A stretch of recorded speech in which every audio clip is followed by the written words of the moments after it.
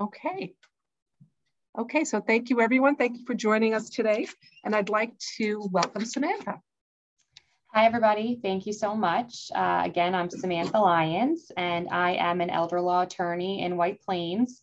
So I specialize in Medicaid and Medicaid planning. So today on accountable aging, we're going to go through some of the highly recommended documents in regards to what are called advance directives, a last will and testament, revocable and irrevocable trusts.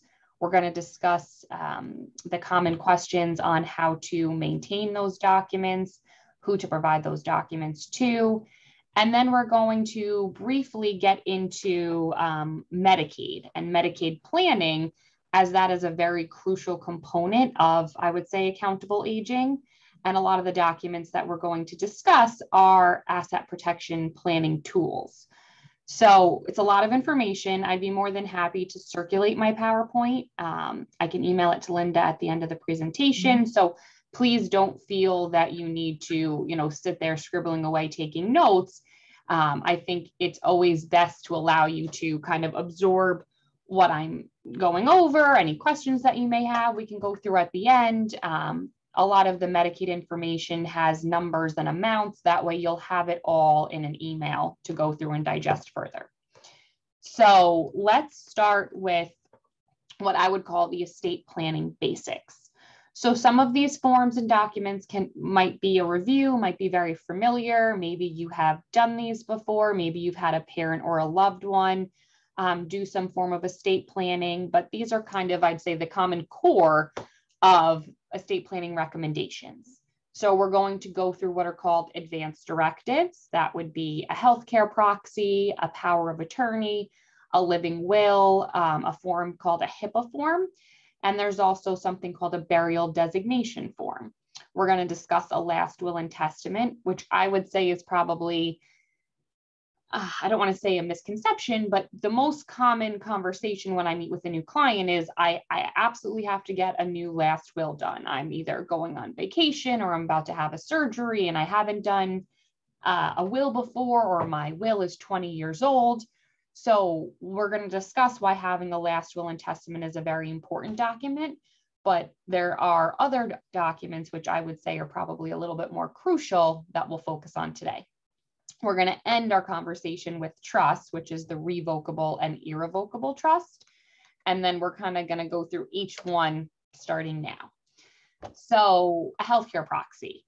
A healthcare proxy is a document that is going to allow you as an individual to decide, while you're of sound mind, who do you want to be able to make healthcare decisions for you.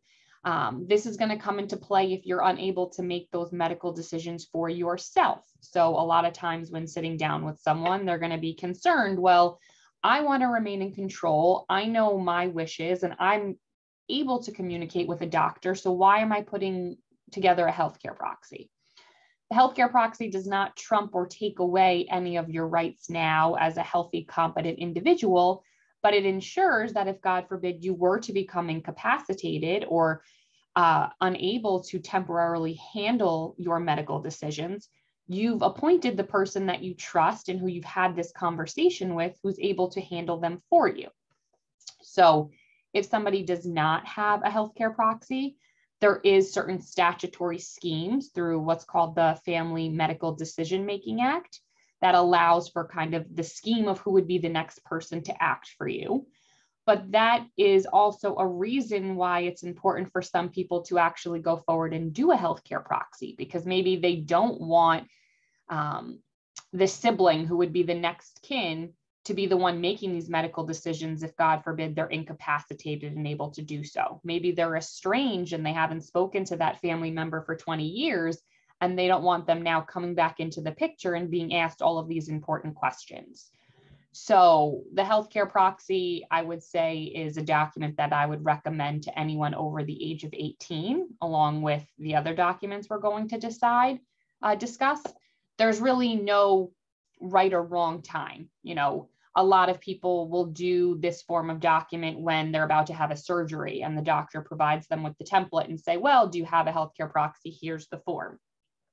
Really, a lot of our clients will discuss even with their children who are going off to college that they should do a healthcare proxy because now they are 18 years old. And if God forbid something happens, they need to designate who's going to be making the medical decisions for them.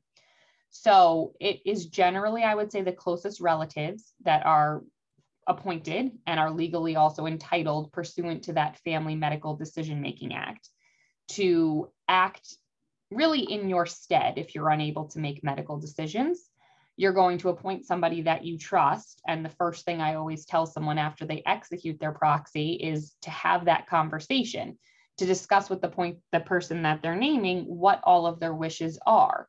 In regards to tube feeding, organ donation, really having those uncomfortable conversations that we don't want to have, but unfortunately, you have to have. It's very important and crucial for you to sit down and have this conversation so you know that you are giving someone this authority if you're unable to act, and they're going to act within your best wishes because you've had this conversation. We don't want the proxy to ever be in the situation where they're speaking to a medical provider and saying, ooh, yeah, they've appointed me, but I have no idea what they want. That can be very troubling and lead to further legal issues of maybe a battle between family members that we've seen, play out in the media before. So important for you to execute the document and also have that conversation with the proxy. So one of the differences between a healthcare proxy and a power of attorney, which we're going to discuss in a little bit, which deals with finances, is you can only appoint one agent or proxy at a time. So a lot of times I'll sit down with somebody and they'll say, well, I have 3 children. I want all 3 of my children to be my healthcare proxies. I don't want to have to pick one and then make a scheme of who's, the alternate after them. I don't want someone to feel favored or another child to feel let down. Unfortunately, we can't have numerous people having all of the same authority because imagine, God forbid, something happens to you. You now have all of these family members in a room.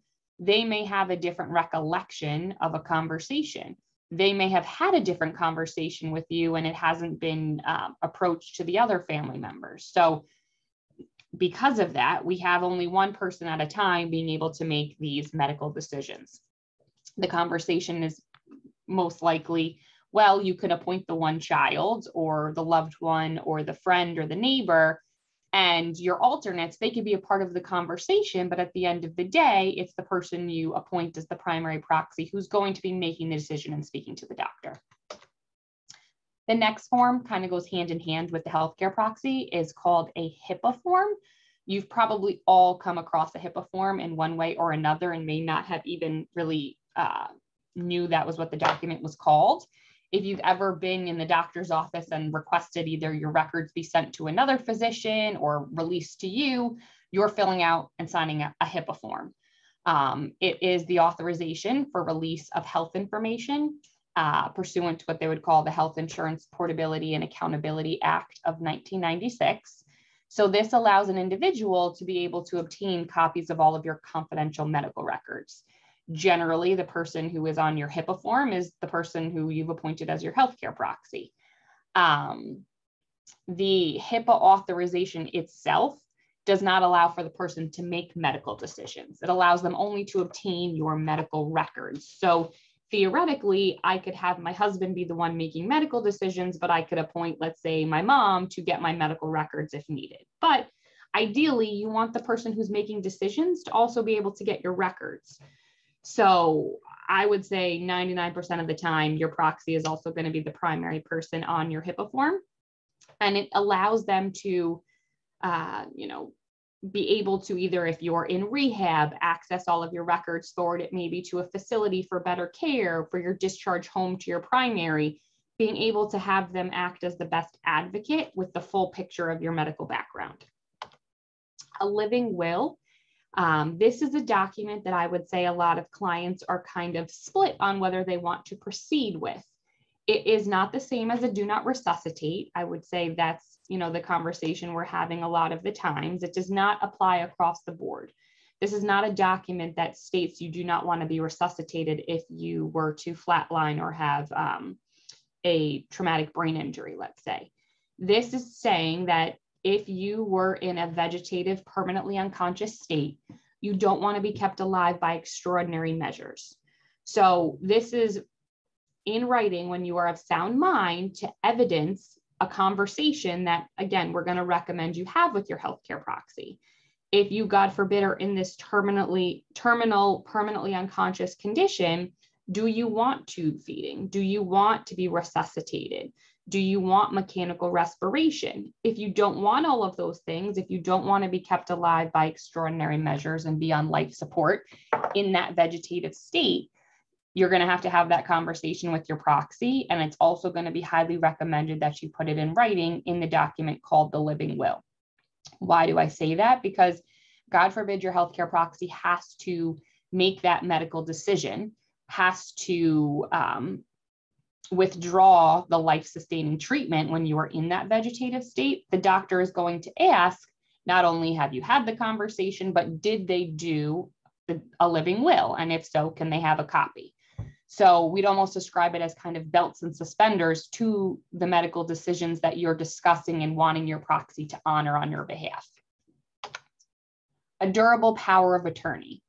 So a power of attorney, I would say, is the most important document other than Medicaid planning that we're going to briefly discuss. But in the 8 years that I have been practicing, the amount of crisis and situations that arise when an individual either does not have a power of attorney, has a power of attorney that was not validly executed, either they obtained a form online or from a friend, or had a valid power of attorney but didn't fully understand what certain brackets that were being initialed meant and kind of the consequence if you were to skip one or choose different options, leads to a lot of family strife in crisis scenario when we're doing Medicaid planning, and leads to sometimes having to commence what's called an Article 81 guardianship proceeding. So what is a power of attorney? A power of attorney is a document that's going to allow you as an individual to appoint an agent to handle any and all financial affairs. So the powers of attorney that we have in our office are a very broad document. If you initial in every bracket and sign where you need to sign, your agent really can do anything and everything that you can do. Also transferring assets out of your name, which is a Medicaid planning or estate planning tool, which we're also going to discuss in a little bit. So all of this information kind of dovetails into each other, but the power of attorney is giving someone the ability to always act in your best financial interest. So there's a lot of misconceptions on what spouses can do for each other. A lot of times when recommending a power of attorney, I will have someone say, well, I don't know if I need this. I have joint bank accounts, which is great because yes, the joint owner on a bank account has the same full access as you do. But what about real property? You may own your home with your spouse as joint tenants. That does not mean that you can act on behalf of your spouse if you need to sell or transfer that home. So that I would say is one of the biggest issues that we can come across, where a power of attorney may not have been executed, or the power of attorney did not allow for gifting, which the form, it's called the New York Statutory short form, was just changed in June of this year. I think June 13th, the new form went into play, which has actually been beneficial because the old form had something called the Statutory Gifts Rider, or the SGR. So if you have done a power of attorney and you've executed it prior to June of this year, you want to look to see if you initialed in the bracket that says SGR for Statutory Gifts Rider. And if so, on the accompanying rider, did you give full authority for your agent to be able to transfer assets? That's really crucial, and is one of the first things we look at when we get powers of attorney is when was this executed? And if it falls within that statutory gift realm, did what we would call the principal or the person who executed the power of attorney give authority to their agent to be able to gift assets? Because we're looking at this power of attorney now that the person who's created it is most likely incapacitated and unable to make any changes to the document, unable to create a new document. and is now in some form of need of assistance, whether it be care in the home or care in a facility. So as I stated briefly before, in this document, you can appoint more than one individual. You can say, I have the 3 children and I want my 3 children to all act as the agents handling my financial affairs. When you appoint those 3 children in this scenario, you then have the decision, do you want them to have the power to act separately, or do you want them all on the same page and you want checks and balances? This is kind of a case-by-case conversation with clients when we're dealing with children. You know, how is the relationship? Do they get along? Are they going to butt heads where it may not be in your best financial interest? Do they live on opposite sides of the country? You know, today with electronics, we can fax, we can email. It's really not an obstacle, but some people say, you know what, I have 2 children who live on the East Coast. They're going to work together. And then, you know, my West Coast child may be my alternate if needed. It's really, these are, I don't want to say boilerplate documents because they are tweaked to what a person wants, but when fully executed, it's a case-by-case conversation with a client as to their family dynamic and what they want accomplished out of this. So if you have everything in your name alone, all your bank accounts, your retirement assets, right? And God forbid something happens to you where you now can't handle your financial affairs. Maybe you had an accident, maybe you've become ill and you're in the hospital. The power of attorney is going to allow the person you've appointed to be able to access your assets, pay your bills, any other legal actions. Let's say you do need some form of Medicaid coverage. Without the power of attorney or a valid power of attorney, you're kind of handcuffed in a situation of not being able to access the loved one's assets. You know, maybe you have access via an online account, but how much can you do with that? You know, and how much can you do with that without getting in some form of trouble or, you know, the bank kind of catching on to what's going on? So the cleanest and most recommended way is to have the power of attorney where you're putting in writing while you're of sound mind who you want to handle your financial affairs. So prior to this change that we just had in June, when people saw gifting, they got very nervous. Well, why am I giving authority to someone to be able to transfer all of the assets out of my name? I'm of sound mind. I'm handling my finances. Why do I want someone to be able to, you know, frankly, walk into a bank and take everything? Well, yes, they technically do have that authority, but you're appointing someone that you trust, right? You're appointing someone that is not going to say, oh, I'm the agent. I'm going to the bank and I'm leaving for Tahiti. You want someone who is acting in your best interests. A lot of times the power of attorney is being signed, but it's not being utilized for years, right? And that's the important conversation is a lot of people may not do estate planning or meet with an attorney because there's no crisis going on. And it's, well, I could deal with this in a few years. Everything's working out great right now. You know, I'm paying my bills. I don't need help. But we don't have the crystal ball and we don't know when that will unfortunately change. You know, as we've all seen in the past year and a half, life is crazy and stuff happens and we really can't control it. So if we can be in the driver's seat as much as we can with certain legal documents, I'm obviously as an elder law attorney going to highly recommend that because I have just seen the turmoil that occurs when it's not. So when it comes to gifting, what I will discuss in counsel with clients is that the original power of attorney, so the one that you sign, and we generally only do one original, that is the document that gives the authority to your agent. So it's generally not valid unless you sign and the person you've appointed have signed in front of a notary, and now on the new document in front of 2 witnesses.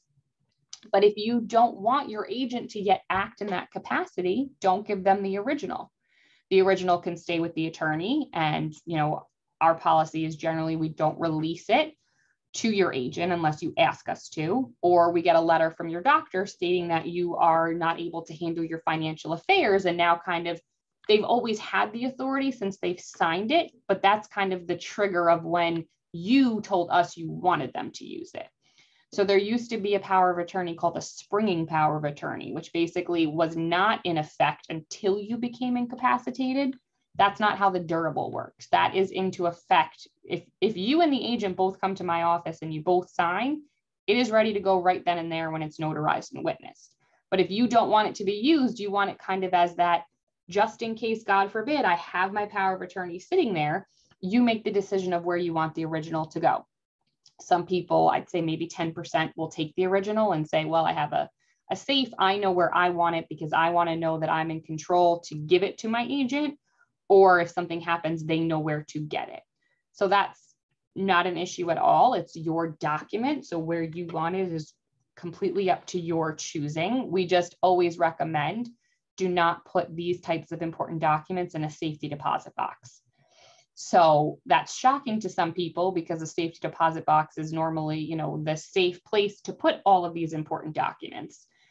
But if, God forbid, somebody, and we're going to discuss the last will and the trust, when someone passes and they have a safety deposit box, it's going to be locked.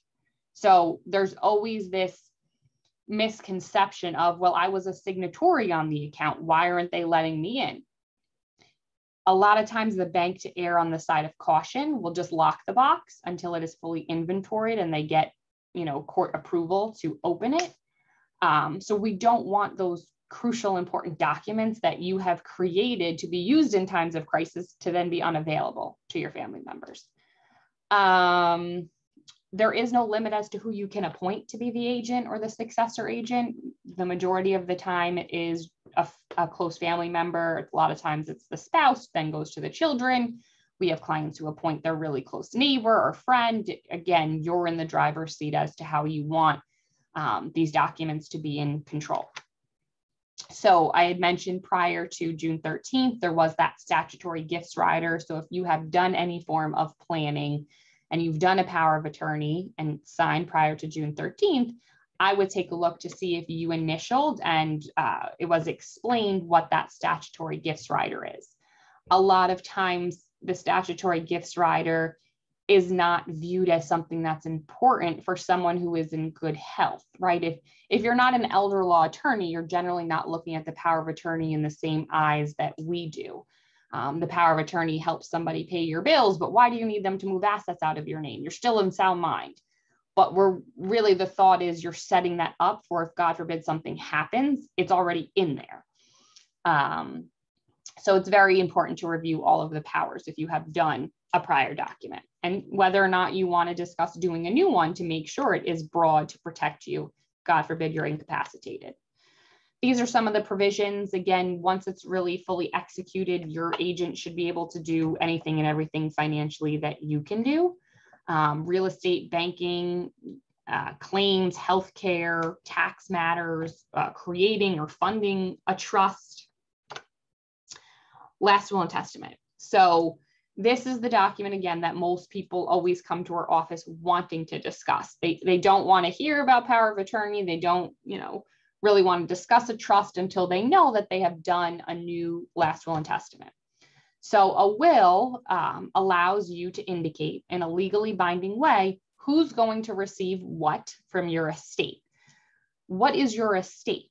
So your estate is the assets that are in your name alone at the time of your passing, without a joint account owner that the account would pass to, or without any form of named beneficiaries.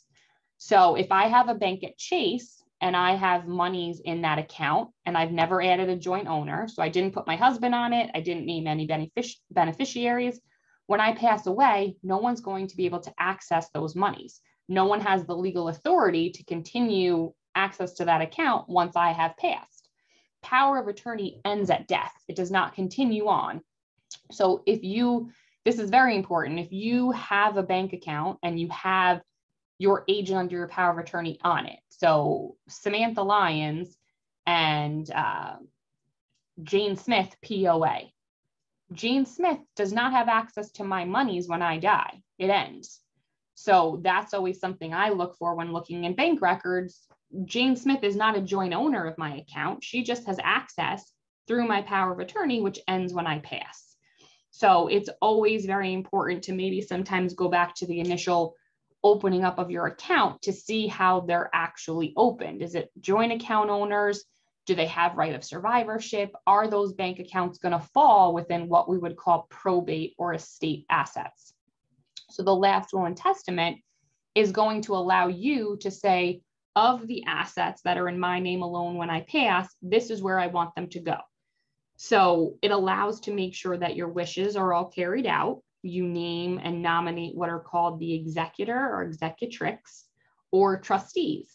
So if you have maybe a disabled child or grandchild that you don't want to get monies outright, you can put the money held in a supplemental needs trust within your last will and testament. There are certain provisions such as disclaimer trust provisions if you have a potential taxable estate. So we have now, again, a common kind of core document, but there are so many different caveats and complexities as to what is recommended for you based on your assets, based on your income, based on your family dynamic, and if anyone has disabilities that we don't want to disqualify from benefits, and based on your wishes. Some people will put in what's called a testamentary trust. So they create a will and say, I don't want my children getting any of the monies until they turn age 40. They get 20%. At age 50, they get another 20%. You really have so much control as to how you want your probate or estate assets to be distributed. You can avoid probate in doing other forms of planning, such as trusts, which we'll discuss at the end. But I think it's always crucial to have a last will and testament as a catch-all. There seems to be a lot of the times, accounts that someone either forgets about because it was a small savings, maybe they inherited, or they meant to add a beneficiary and they never did, or a small retirement or life insurance that they were given from their form of employment that either a beneficiary predeceased. You always want kind of, again, I'm always thinking worst case scenario, all the what ifs, a document that's going to say, oh, here is that surprise asset. Where is it going? So in the will, we're going to have what are called the named beneficiaries. So that's who's getting the monies. Is it going to be certain individuals? Is it going to be entities such as charities? Are we doing what's called a pet trust? Do you want all of your money, we've done them, being held for a parrot, being held for a dog, and naming a trustee to care for that animal and putting money aside? What are those beneficiaries going to receive? Are they getting personal property? Are you specifically listing jewelry, cars, furniture, specific bequests? So that would be you're specifically saying 10,000 to this individual, 5,000 to this individual. Do you own real property that you want to devise and give to certain individuals? And then what's left is called your residuary. So everything else is then going to fall within that residuary clause. And then how is that going to be distributed? You're in control to kind of make that determination. The fiduciaries are the executor or executrix. That is the person that you nominate and does not have authority until the surrogate's court recognizes the last will and testament. They're going to be the person who's going to prepare or retain an attorney to prepare what's called the probate petition, the petition that we then submit to the court to get you access as that fiduciary to the estate assets. And then what, if any, trustees are listed within that last will and testament. Another little misconception conversation that I have with clients is we'll get a phone call that'll say, oh, I'm my mom's executor. She told me that I'm the executor. Mom passed and I need to get into all of her bank accounts. So I'm going to call and let them know I'm the executor. Well, unfortunately, it's not that simple. The problem per se with probate is that your last will and testament is not a valid, legally recognized document until it's filed with the court and the court deems it so.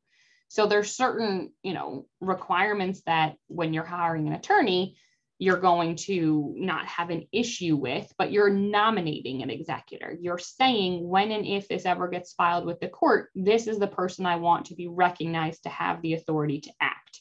So just by you passing away, your executor doesn't now step up and have the ability to go to the banks. It could be, a somewhat lengthy process dependent on your assets. So that's why, while it's great to have a last will, in my opinion, it's not the focus. It doesn't necessarily help out family members if you're trying to simplify the process when you pass. it doesn't allow your assets to pass by what's called operation of law, where they go to the bank with a death certificate and fill out certain forms to get the monies.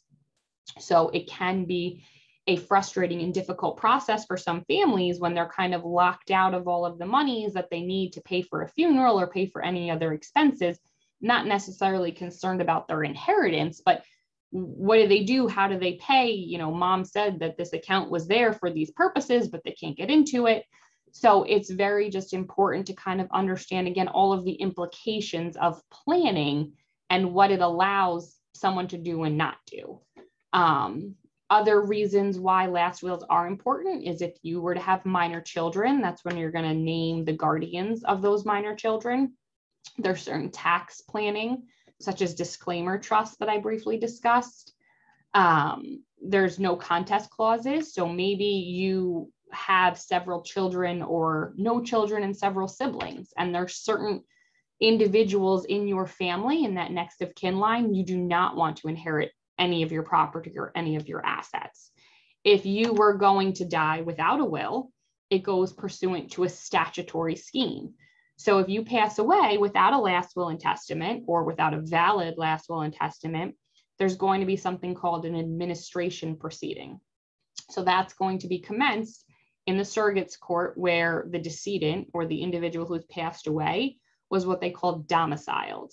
So in Westchester, that's where I would reside. It would be a Westchester County surrogate's court proceeding.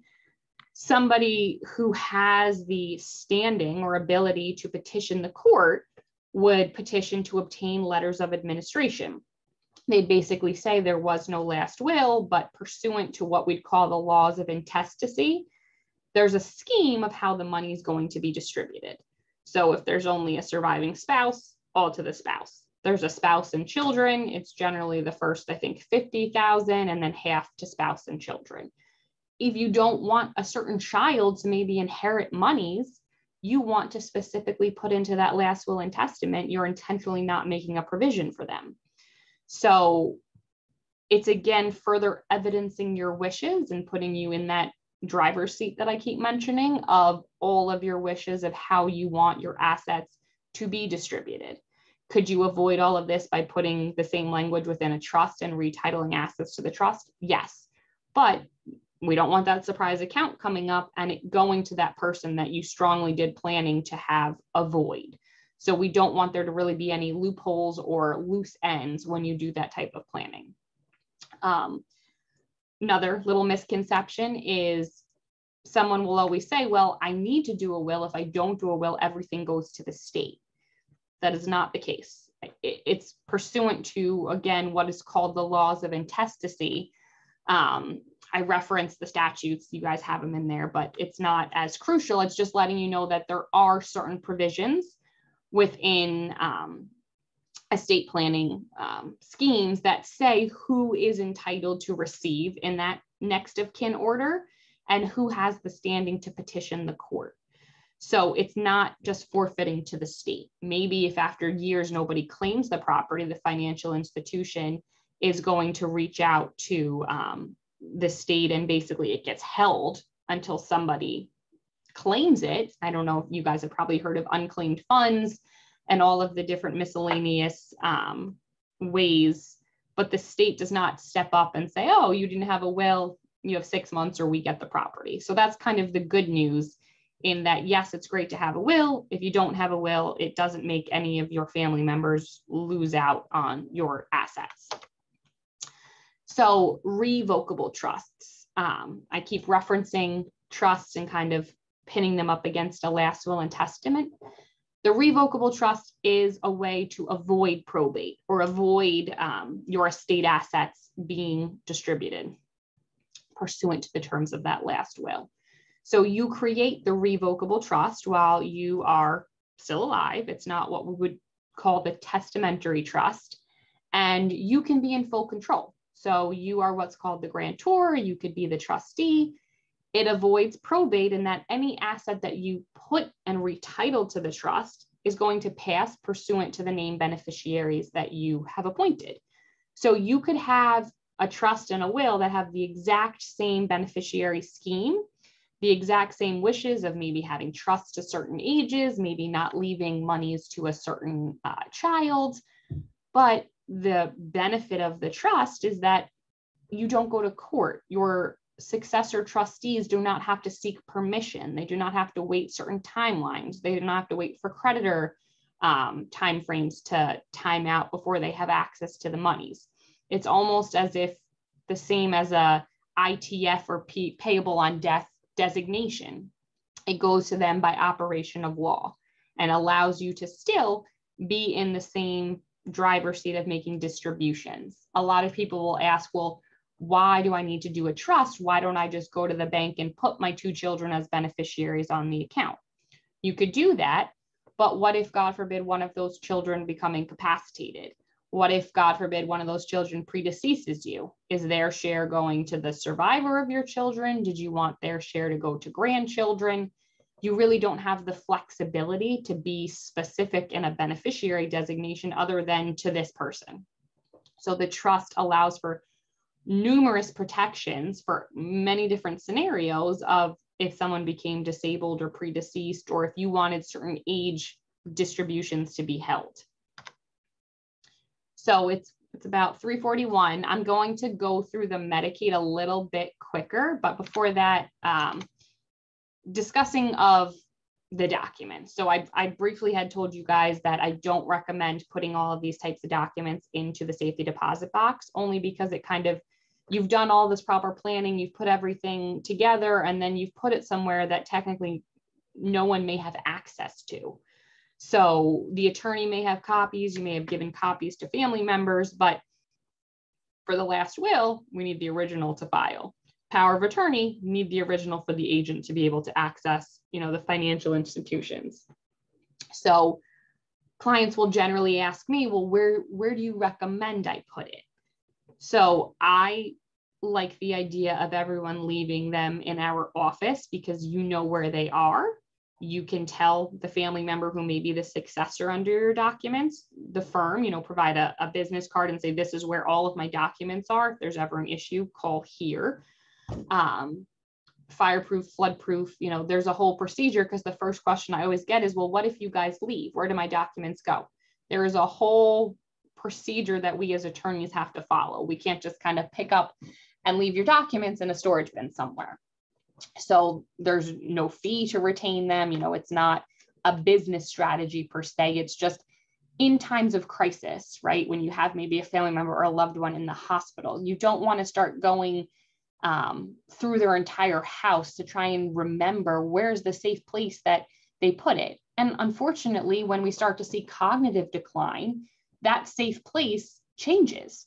And what mom, dad, sister, brother, loved one thought is the safe place is not what they told you maybe 6 months ago. And unfortunately, it can be a disaster, and you have one original and you lose it or it gets destroyed. Now you're kind of in a pickle. So us retaining it, I personally think, is a much safer and easier way to not, you've done the proper planning. You now don't have to worry about, well, where does it go? And should I move it around? Is it in a safe? Does someone have the code? Did I change the code?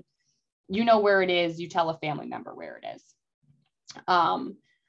When discussing, I think in the description, it was discussing, management and asset control. Generally, the recommendation is if you are keeping tax returns, financial statements, that you hold on to them for 7 years.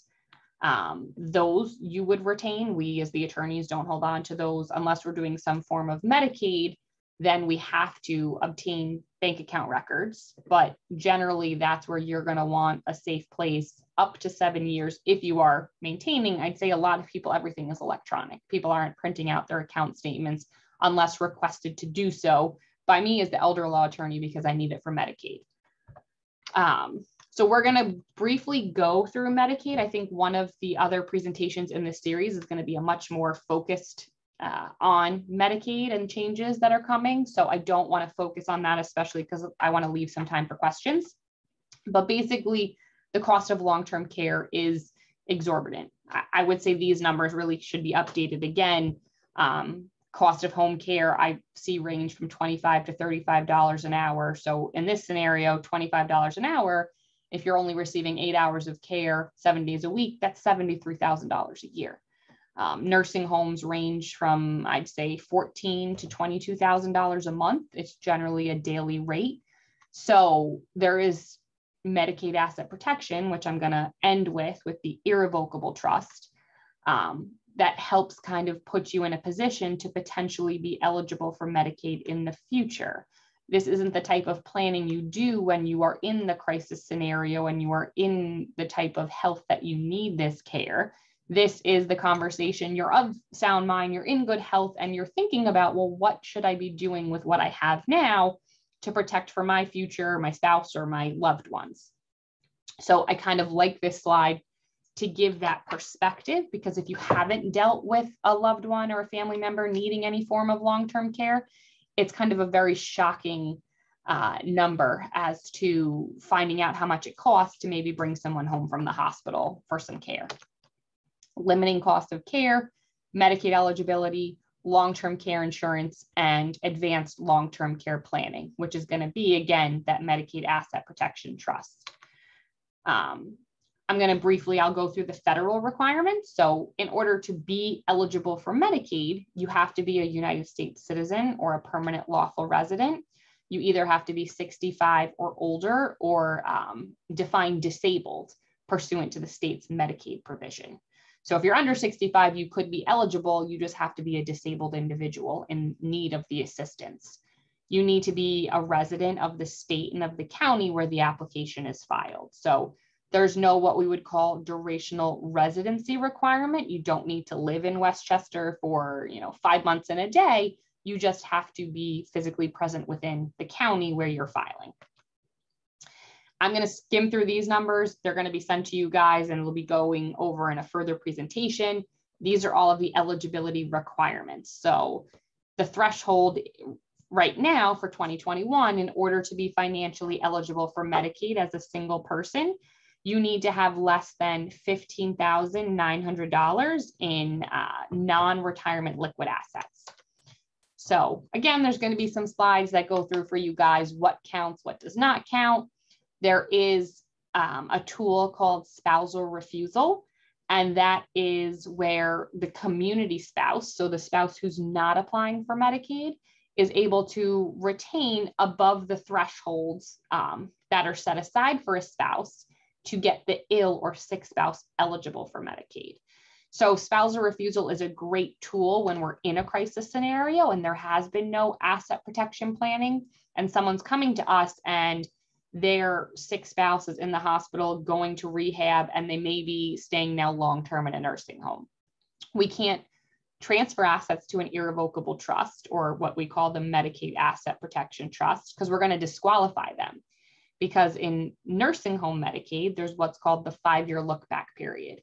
So I know this is only an hour. There's so much information I'm throwing at you guys.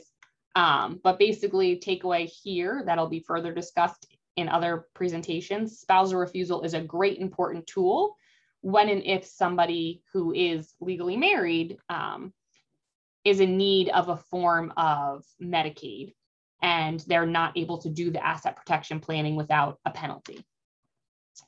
Medicaid surplus income, we'll go through in another presentation. I have some examples. If we had extra time, I was going to go through a little bit with you guys on it today, because it is, you could speak for days. But we're going to end with the irrevocable trust. The importance of the irrevocable trust kind of circles back to this look back period. So currently today, if I were to apply for nursing home Medicaid, Medicaid is going to need the past 60-month or 5 years of my financials. I have to provide my past 5 years of bank account statements and that of my spouse. If I need home care Medicaid, as of right now, there is no look back period for home care or community Medicaid. There was a bill and law passed by Governor Cuomo that basically stated there is now going to be an implementation of a look back period for home care Medicaid. So that's devastating to our elder law community, because really the goal is to age in place for a lot of our clients. And you were able to do asset protection planning, start a 5-year look back period, and maintain at home with home care aides as of January 1st, 2022, which is now when they say it is to be implemented, if you were to have any transfers of assets within, it's going to cap out at 30 months. So half of the nursing home look back, retroactive to October 1st of 2020, you will have a disqualifying penalty for which Medicaid will not cover the cost of care. So going to the irrevocable Medicaid Asset Protection Trust, when going through whether or not that's a viable planning tool for a client, it's important as to what is their current health. Again, we discussed we don't have the crystal ball. We don't know what's going to happen tomorrow. But at the time of the conversation, is there an anticipation of potential nursing home care in the next 5 years? Is the person of sound health where they should be able to maintain home unless for some catastrophic, fall, illness, or surgery? The Medicaid Asset Protection Trust allows you to transfer and or retitle the asset to that trust. So as you guys have seen, I love discussing kind of the misconceptions and what we've learned and how things are perceived. You create an irrevocable trust, right? An attorney drafts it for you. You are what's called the grantor. You create it and you are going to appoint trustees. So different from that revocable trust where you're in full control. Here, you're appointing one person or numerous people to be the co-trustees to manage and retain the property within that irrevocable trust. Because of that, the assets that you have retitled, so by signing the trust and your trustees signing, all you've done is create a vehicle. You now have this trust, but you have to actually retitle your assets. It does not automatically happen by signing a trust. So a lot of times someone will come to us, they did a trust 10 years ago with maybe a different firm, and they never funded the trust. So they've come to us, all my assets are in a trust. Here is the trust. We'll look at the schedule and say, well, what's in here? Because it's not showing anything. Oh, everything. I did this trust. I signed it. All of my assets are titled to the trust. Unfortunately, that's not how it works. You actually have to transfer a bank account, either going to the financial institution and retitling by saying to the financial institution, I'm keeping this account, but I'm retitling it to the name of my trust, or opening brand new accounts. There's no limitation. Checking, savings, brokerage. We just don't put retirement monies into this asset protection trust. So after 5 years of funding the trust, so by putting the monies or the real property, or if you have a cooperative apartment and they allow, most boards unfortunately do not, you to retitle your shares of stock. After 5 years, those assets are not countable for your Medicaid eligibility, whether it be nursing home because of the 5-year look back, or now the new look back to be implemented for home care. The trusts that are Medicaid Asset Protection Trusts are what are called intentionally defective grantor trusts. What that means is the assets that you put into this trust are still a part of your, as the grantor, taxable estate. So the benefit of that is that your beneficiaries are going to get the step up in basis from a capital gains planning perspective. You funding the trust and let's say I have $100,000 worth of stock. If I transfer it into the trust in kind, if I were to sell it, there's going to be capital gains, right? Maybe I bought the stock for $25,000. So there's a $75,000 gain. Upon my passing, with it being in the trust, it's going to step up to date of death value for my beneficiaries to then inherit. If I were to take that same $100,000 stock and just transfer it to my beneficiaries in lifetime, let's say it's the 2 children, they're getting it at my initial basis of $25,000. So when and if they sell it, they're getting the capital gains hit. So if you don't want these children or loved ones to inherit your monies now, and you don't want them to get the capital gains hit, and you want to do, proper Medicaid asset protection planning, that's where the best conversation for irrevocable trusts kind of come into play.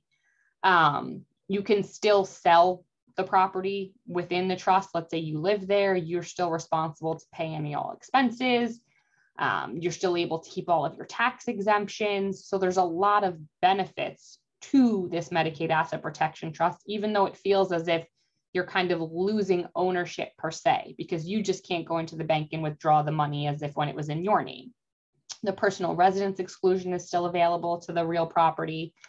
So the detriments is more from a tax planning perspective. So the assets are still includable in your taxable estate, which is what allows for that step up in basis. So based on the estate tax thresholds at the time you passed and your other assets, it may not be an advantage of tax planning. There may be other conversations by the attorney and recommendations. If there's a limited power of appointment where you are allowed to make certain changes and benefit from the trust, then we may have an issue in terms from a tax standpoint. I want to leave you guys just a few minutes. I'm sorry, I know it's a lot. It's about 3:56. So here's my contact information, and I could stay on for about the next 5 minutes for any questions that you guys have. So I hope that was helpful. I know it's a lot. Again, I'm happy to circulate this PowerPoint, and I'm looking forward to the other presentations in the series. Samantha, I want to say thank you. That was absolutely incredible. And I really appreciate your making the PowerPoint presentation, because it's so much easier to follow along with what you're saying. That's what I found, because I'm like spewing information at you guys, and I think it's easier, and then especially to digest it a little bit later. Yes, and I'm glad we're going to be doing more in this series, because I do think there are a lot of new concepts thrown out there today. So it'll give us an opportunity to view them again and talk about them. Certainly by the time we got to the end of the presentation, talking about that irrevocable trust. And yeah, I know it gets very confusing for me and probably for everybody.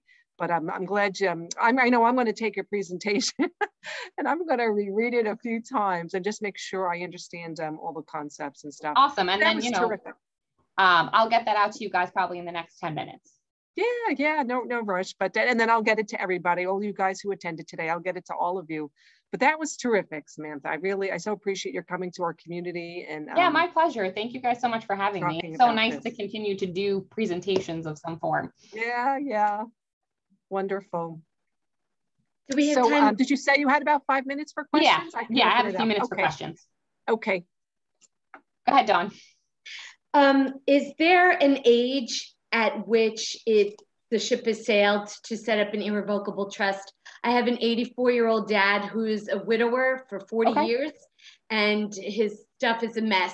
And I want to help him out, and I didn't know if that ship had sailed for him. No. I mean, the ship has sailed when someone comes to me and says, I'm putting my loved one, they're in a nursing home, they're staying long-term, and I want to protect their assets.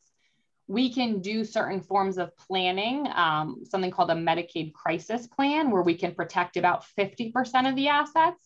But if he is still of, somewhat good health and able to maintain at home, then generally it's worth the risk, because there are certain loopholes within the trust that allow the trustee to invade and get the monies back out if, God forbid, the person needed nursing home care. So no, the ship, there is no hard, no age limit per se. It's really, does the person need long-term nursing home care within the next few weeks? And we know that, we wouldn't then want to recommend or fund the irrevocable trust. Mm-hmm. Okay.